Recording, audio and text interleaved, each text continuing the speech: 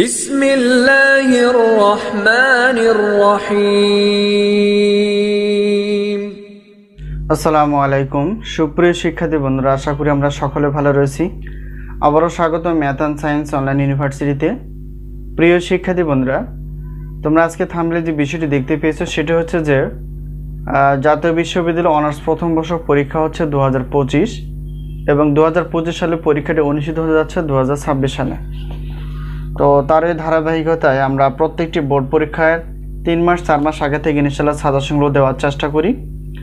তো আমাদের সাজেশনের নাম হচ্ছে আলহামদুলিল্লাহ সাজেশন। তো বিগত বছরের অভিজ্ঞতার আলোকে আমরা বলতে পারি যে 70% প্লাস থেকে ইনশাআল্লাহ 100%-এর মধ্যে কমন থেকে যায়। বছরও ব্যতিক্রম না, ইনশাআল্লাহ এরকমই তোমরা কমন পেয়ে যাবে। তো আজকে আমরা থাম্বনেলে যে বিষয়টি ছিল সেটা নিয়ে আলোচনা করার চেষ্টা করব।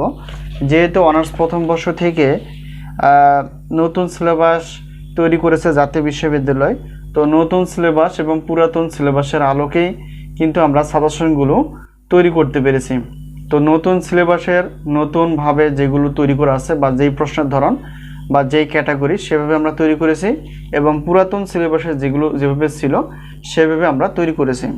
তো প্রথমত আমরা জানার চেষ্টা করব যে fundamentals of mathematics non major বিষয়টি আমাদের কাছে রয়েছে।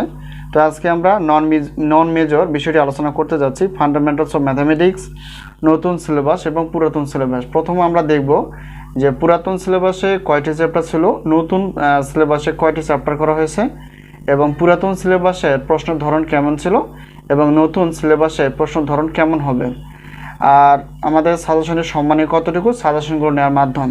তো প্রথমত যদি দেখি যে পুরাতন সিলেবাসের ব্যাপারটা, এখানে দেখো ফান্ডামেন্টালস অফ ম্যাথামেটিক্স নন মেজরের, তো এখানে টোটাল চ্যাপ্টার রয়েছে 20টি, মানে টোটাল চ্যাপ্টার ছিল 20টি। এই 20টি চ্যাপ্টার থেকে নতুন সিলেবাসে যদি দেখি ফান্ডামেন্টালস অফ ম্যাথামেটিক্সের নন মেজর বিষয় টোটাল চ্যাপ্টার এখন তৈরি করা হয়েছে 18টি। তো একটু সংযোজন বিয়োজন করা আছে। তো আগে প্রশ্নের ধরনগুলো ছিল যে পুরাতন সিলেবাসে ক বিভাগ, খ বিভাগ এবং গ বিভাগ মিলে, আর এখন নতুন যে সিলেবাসে তৈরি করা হয়েছে সেটা হচ্ছে কোনো বিভাগ থাকবে না, তবে সেক্ষেত্রে 12টি প্রশ্ন থাকলে 8টি অ্যান্সার করতে হবে। যেগুলো মানে যেই সাবজেক্টগুলোতে থাকবে 12টি প্রশ্ন সেখানে 8টি অ্যান্সার করতে হবে, এবং 6টি প্রশ্ন থাকলে সেখানে 4টি অ্যান্সার করতে হবে। তো বিস্তারিত আমরা আগের ভিডিওতে সাজেশন বিষয়ে আলোচনা করেছি, অবশ্যই দেখে নেওয়ার চেষ্টা করবা।